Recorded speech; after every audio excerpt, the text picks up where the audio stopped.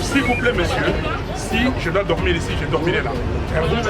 Vous n'êtes pas arrêté. Non, non, non. Mais vous ne pouvez pas m'arrêter. Nous ne pouvons pas le faire. Vous ne pouvez pas le faire. Je ne suis pas arrêté. C'est pas un lieu de refuge. Non, ce n'est pas un lieu de refuge, c'est un lieu pour qu'on répare ma voiture. Donc, si on ne répare pas cette voiture, je ne partirai pas d'ici, je vous le dis. Comment la type voilà?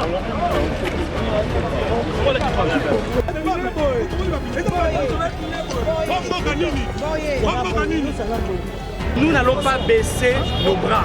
Vous devez le savoir, nous allons répéter encore cette initiative à plusieurs reprises jusqu'à ce que chaque Congolais puisse comprendre ce message. Nous voulons un Congo, un et un. Mais faut dire il n'y a pas de Congo sans Minembwe. Il y a un Mabélé. Soldat Bunda pour Mabélé Kolo. Ils sont pour Mabélé Kolo. Même objectif. Nous devons nous poser cette question. On ne vous trompe pas que Mbogo va le soutien Moutaka comme Sambo va attaquer. Ça c'est faux. C'est faux.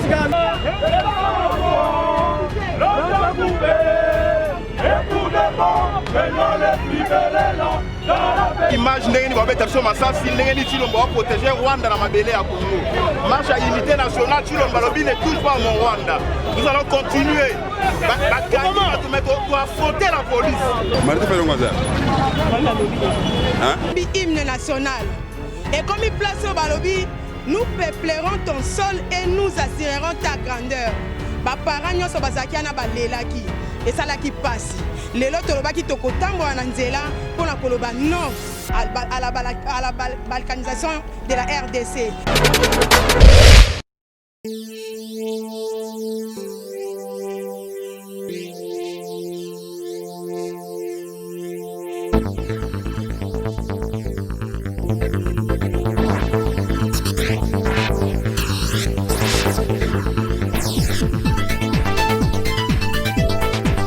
Mardi fait le hasard. Hein? À l'hôpital déjà.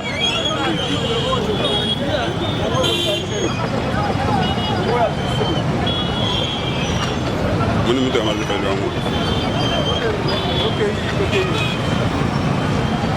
à l'hôpital des avions, j'ai interviewé en été.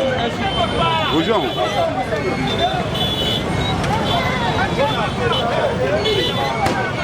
Image ndenge va mettre sur Massassi, ndenge Chilombo va protéger Rwanda dans Mabélé à Congo. Marche à unité nationale, Chilombo Lobi ne touche pas mon Rwanda. Nous allons continuer. Pour affronter la police. Pour affronter la police, pour affronter toutes les unités à la police et à ville. Voilà, vous savez que Mabélé à Congo restera indivisible. Chilombo Poli Kanae. Lobi ne touche pas mon Rwanda. Il n'y a pas de Congo sans Minembwe. Pas de Congo sans Minembwe. Le Congo restera indivisible.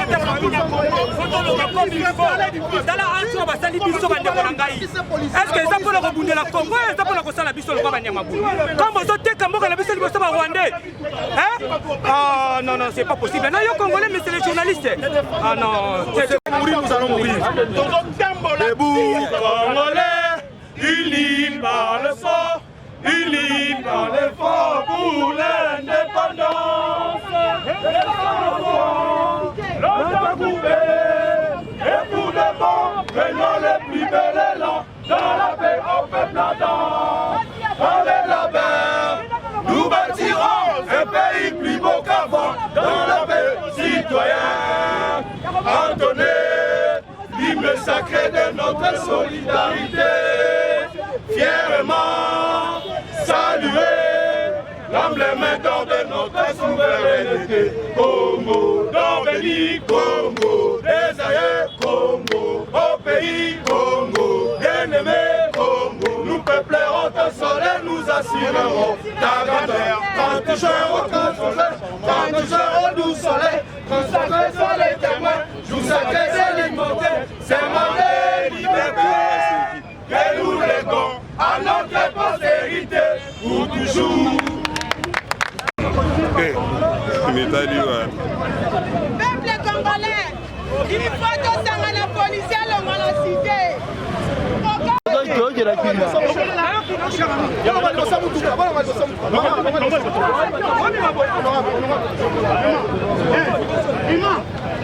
Nous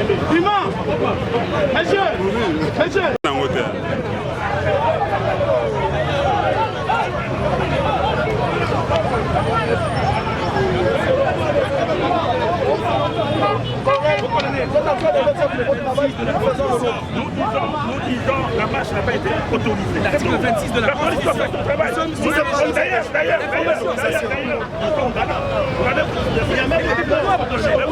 pour une cause juste, pour une cause aussi juste. Pour une cause juste.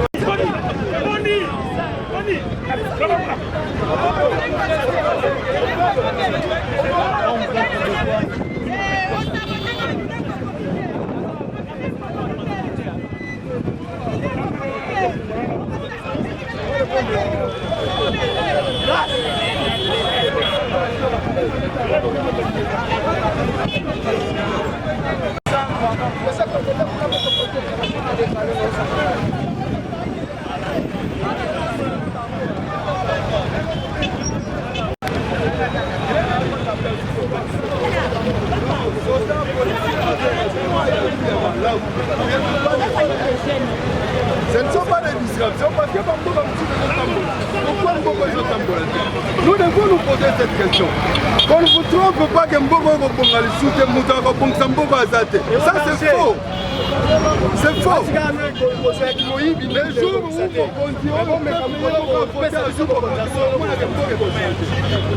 on sa situation va policier.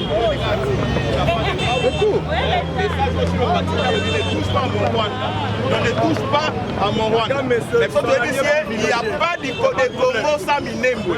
Il y a ma belle. Soldat Bunda pour ma belle école. Ils sont autant pour ma belle école. Même objectif. Même objectif. Autant pour ma belle école, soldat va protéger ma belle école. Même objectif. Maintenant, c'est qui t'a présent pour nous, on a des problèmes de donc, comment tu es venu, on a pu sortir.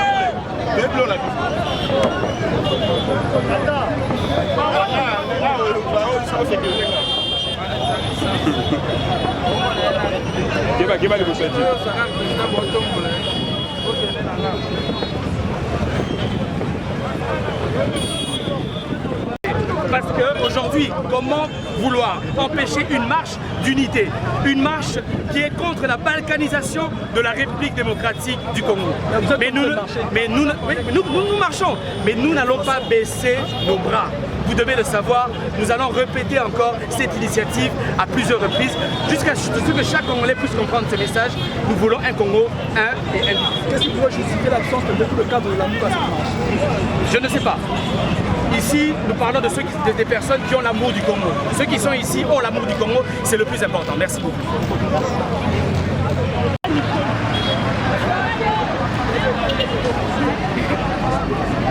Nous la terre, c'est des résidences à l'eau comme ça. On a que démocratie, la vie c'est toujours en mal. Et en plus, pour toi sauver Mboka Nabiso, je vous l'ai dit, c'est ça qu'a Martin Fayulu. Pourquoi? Parce que nous nous rendons compte qu'un dictateur ne peut même pas instaurer la démocratie. Et pour défendre l'intégrité territoriale de Mboka Nabiso, et c'est que Biso Mobana Congolais, vrai Congolais, Biso Monde Totelema. Les étrangers étaient au sur en place, défendre Mboka Nabiso. Le Congo est en train de partir progressivement. Et nous devons nous lever en tant que citoyens pour que Mboka Nabiso tika la ndenge ba père fondateur Nabiso ba salelango. Donc voilà tout ce que moi je vais demander à tous les Congolais bino mozomona ba tout ba toboli pine ya mokonza Mboka Martin Fayulu le président élu ba kangi ba Congolais belé bazo ya défendre pour na Mboka Nabiso pour na unité nationale et ba misusu baloba ke bazala kana pour na ko bunda pour na changement et ça se voit que ce n'est pas des changements. Donc voilà, nous allons nous battre pour que le Congo vive la réelle démocratie. Donc voilà un peu.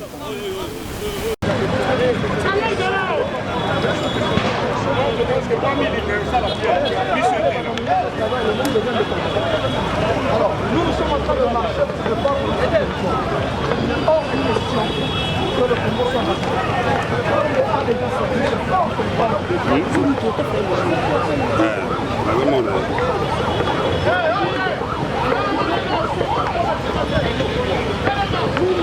Avec ces Rwandais. Tôt ou tard, ils quitteront. Vous allez n'a pas si ming na moté ma maman. Aujourd'hui, et ça, un plan moko machiavélique. Il y a balkaniser Mboka na biso, République démocratique du Congo. Président Martin Fayulu a initié marche oyo, il a dit marche moko ya unité et zo salama na ba province nyonso ya Congo oyo. Mais malheureusement, police na biso est préféré et empêché biso de marcher et toboli ba piner à président, chose ezali inacceptable.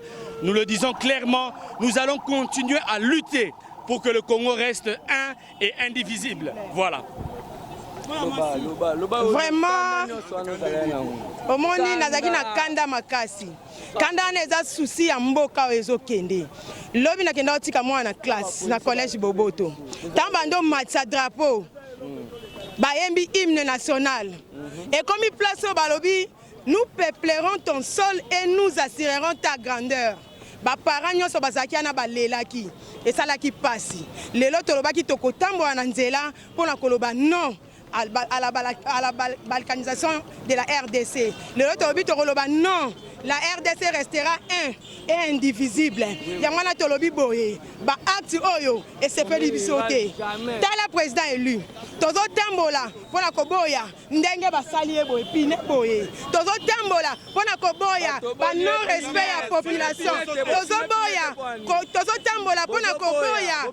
Ma belle n'habite en Boke Kende, mais Tala de l'Ominembo. Tolobi Boye. Chilombo, soki okokite tikamboka na bakote nyonso ezomona na ke ozokoka te tala lelo gratuité ya bana ebele bana bandako biso bayebisi biso tozofuta na nini tozofuta lobi na futaki wapi gratuité tana bakwe nyonso tu okokite papa kende peuple congolais alobi kende biso bamama tolobi tikela biso ngana lobi boya oyo eza maliboso te. À chaque fois, ceux qui présentent la marche pacifique, kaka boye, bato bolaka bapine, na bato baza censé regarder biso na biloko na biso. Soki Chilombo yo salaki complicité na Kabila boteka mboka, lokola bokotaki na COP. Donc biango biso tozo mona siko tozo vivre. Donc mboka oyo okendaka jamais et kokabonaka jamais. Toza prêt pour to kufa. Ba o ba kotikala batira ko renien. Neti ngande na boy. Na ndimi na kufa ngande na boy na ndimi na kufa. Po to sito kufa ko pola to banga alisute. Donc to ko marcher boyete, to pona tala makamba soni. Mamba soni yo tozo mona mboka boy muto oyo ba voter na pays mubima. Na bato boy. Mboka nini? Mboka nini?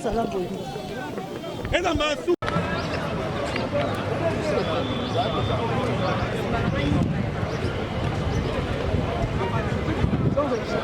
Dans la charge.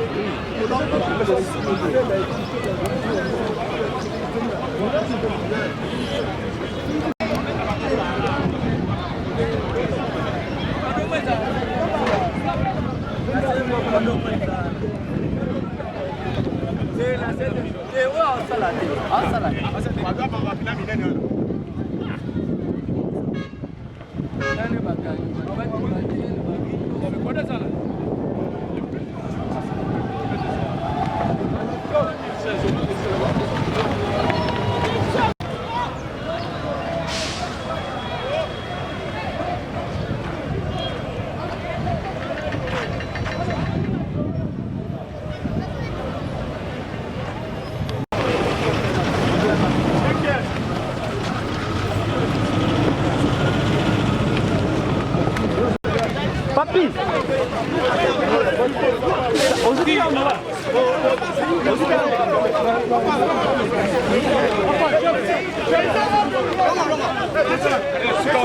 Oh, monsieur, quel est le besoin?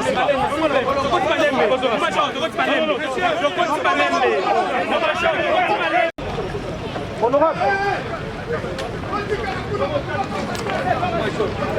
Honorable, passez pour Longo la jipe wana. Longo la jipe wana.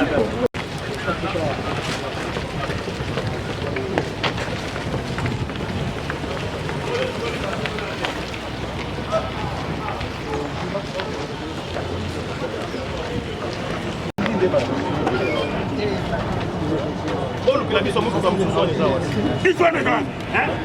Quand il s'habille, pour une chose. Il est où les commandants? Mon commandant. Voilà, vous êtes là, je vous respecte.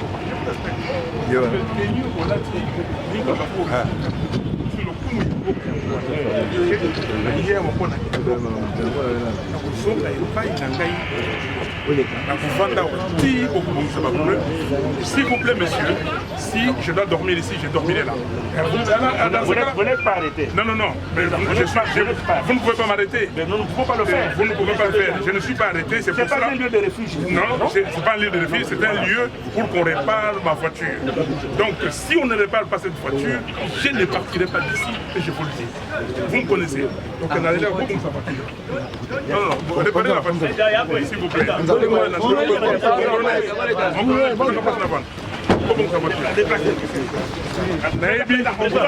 Je connais là où je m'assois. On vous accorde. Non, non, je m'assois là-bas. Non, non, on a rappelé la santé. Eh ouais, c'est combien d'heures? Non, mais là, on va dire, il faut combien? Non, on a qui ne tient, tu sais que des oreilles. Non, non, c'est place.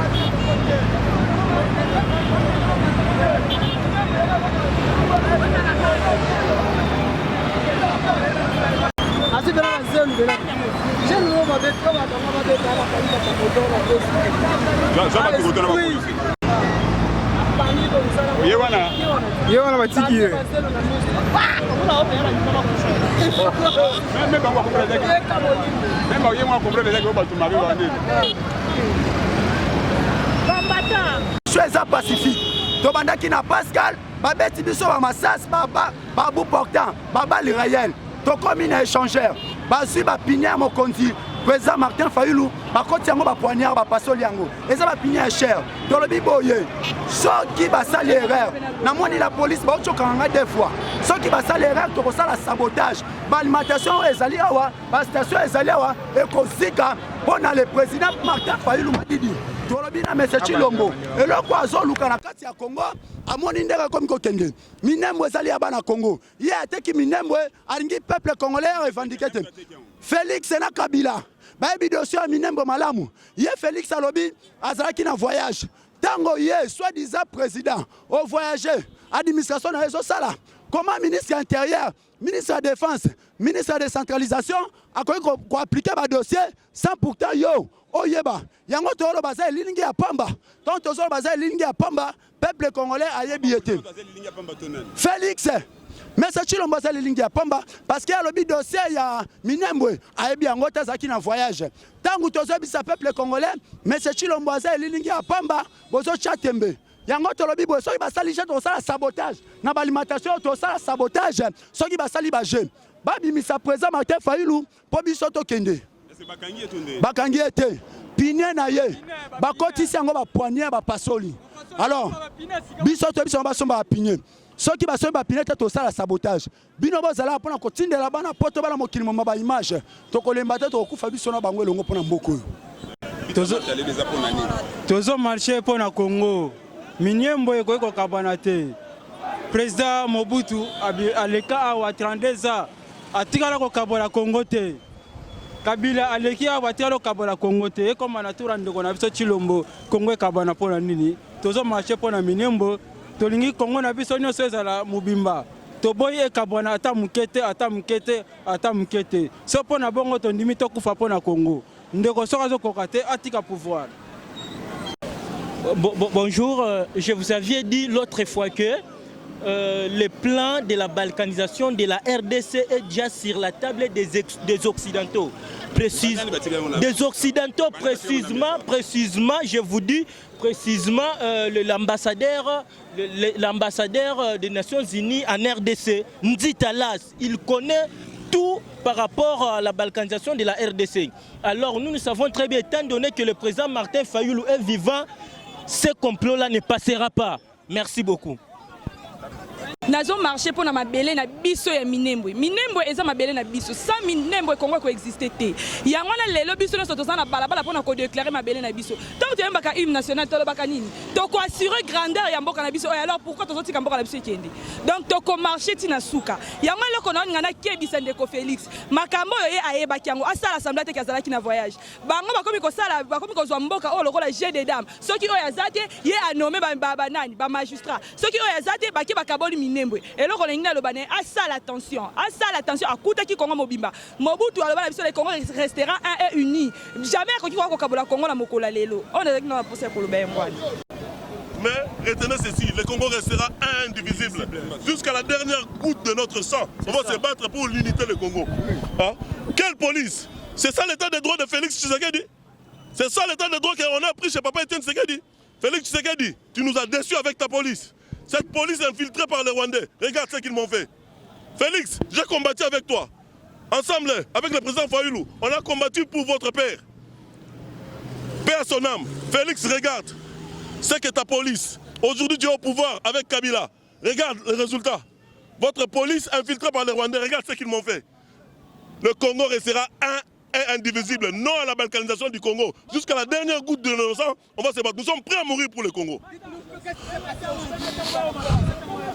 Mais les policiers ont commencé à maltraiter les Congolais. Depuis Massina Pascal, ils ont plusieurs barrages au niveau de Massina, jusqu'ici à l'échangeur. Arrivé à l'échangeur, personnellement, j'ai été menacé. Hein? Je me suis bagarré avec eux. Regarde ce qu'ils m'ont fait. Et ils se sont dit qu'ils vont nous tuer.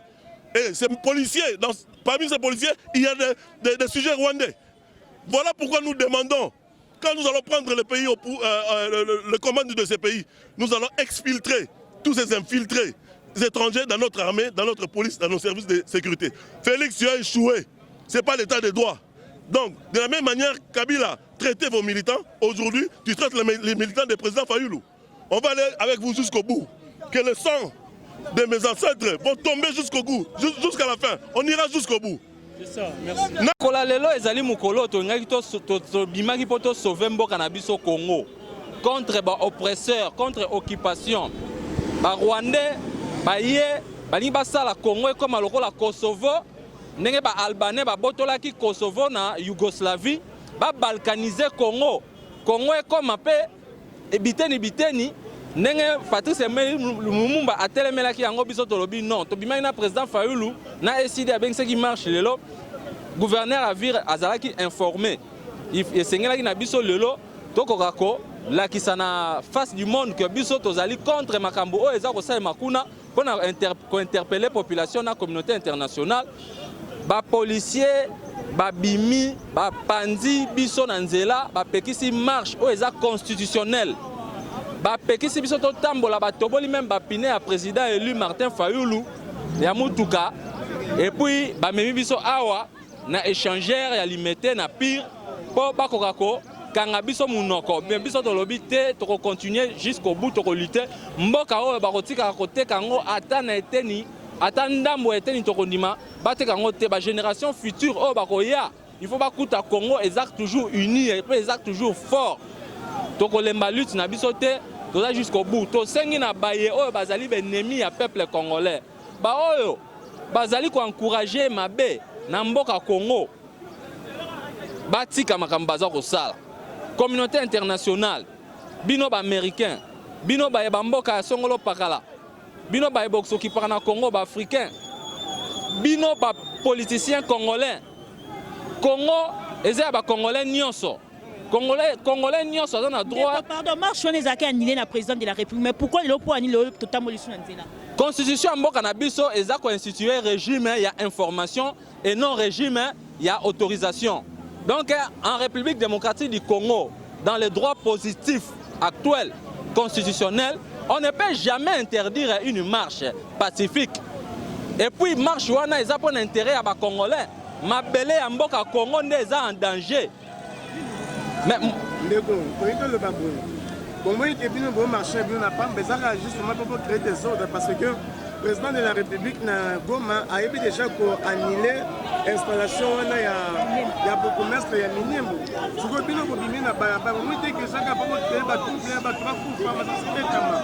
Esa ndenge vraiment ça. Oui, président de la République Namibé qu'on a biso mboka na biso, président de la République azana pouvoir te azana compétence te ya ko annuler acte arrêté décret à premier ministre.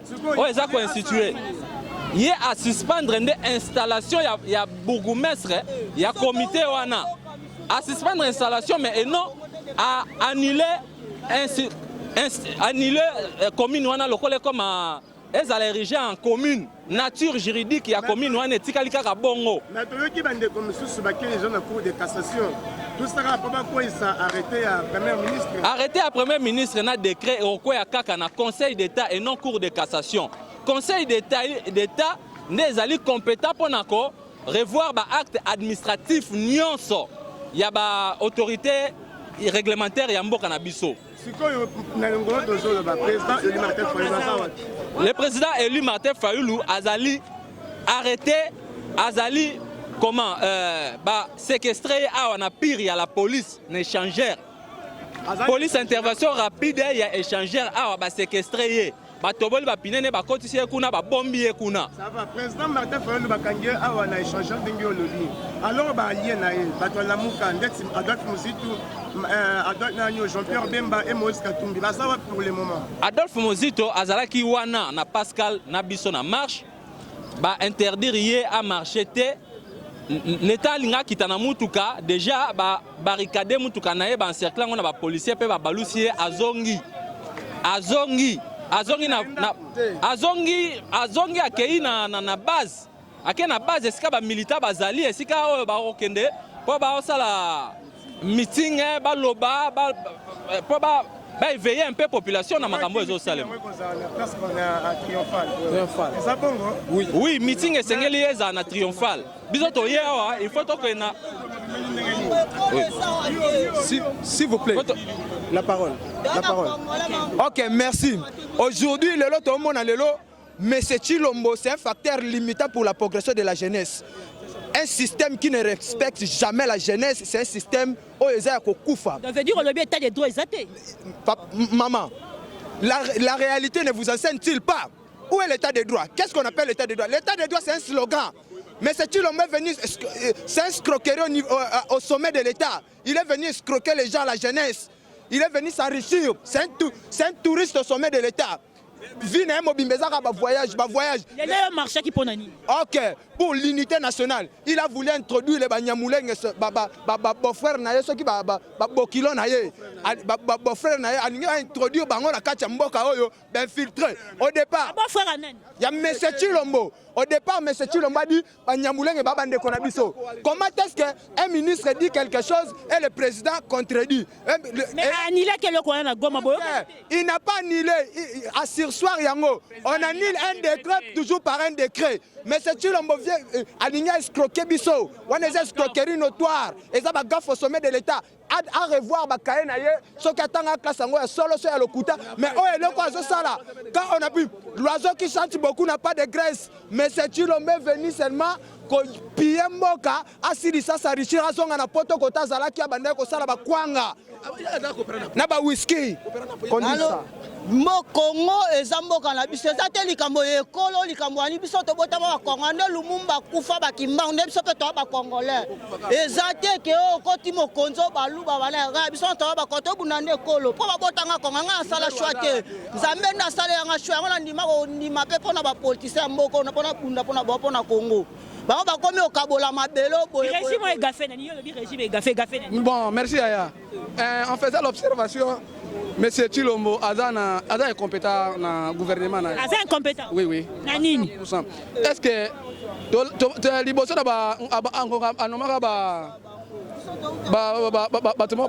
as oui, jusqu'à magistrat. Magistrat. Et comment que moi, pour que la Kisabango, que M. Chilombo ne gouverne pas, c'est lui qui gouverne, c'est M. Kabila. Il y a solo. Oui. Robert, ils ont dit méthode de droite. Je n'accepte pas. Maman, moi je suis un étudiant de l'université. En faisant l'observation, Je suis de l'Équateur. Je suis né à l'Équateur, grandi à l'Équateur. J'ai mon diplôme d'État à l'Équateur. Ce qui n'a pas de Kinshasa, mon thème n'a soutenu l'IDPS. Depuis le départ de Papa Etienne Tshisekedi, na mona ka IDPS comme parti au sauver Kabila à 100%. C'est la raison pour laquelle na quitté Kiango. Je n'ai pas carte IDPS nanda kona mais na pas sur yango te pour garder unité. Papa là yo marché pour nani. Maman ton marché likambo vraiment ce qu'on monique to tiki ba occupation na sur ton marché, toza na souci makasi puisque Congo ezakaka richesse moko nzamba apesa biso za Congo. Toza na mboka mususu te. Alors tangu ba Rwandais bazoko occuper mboka na biso illégalement. Biso futo marché. Bon. En même temps, Mbokango Félix Aye, soit en disant état de droit. État de droit, maintenant, biso doit réclamer droit na biso. Pourquoi continue na ba policier ba na kobeta? Message eza boy sikoyo.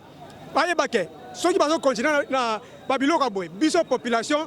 Donc, toko bima na balabala, to ndimika ko boma na siko policier a betika nga betika zona. Biso to lani ba wona banda.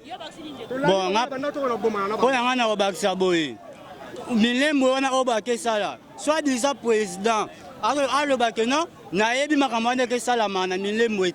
comment c'est possible, les ambassadeurs, les chefs d'état-major, les députés nationaux, le président Oebake, Nandengeni, et le risque que effectivement, si le mot a pouvoir à mon côté. Il y a un peu de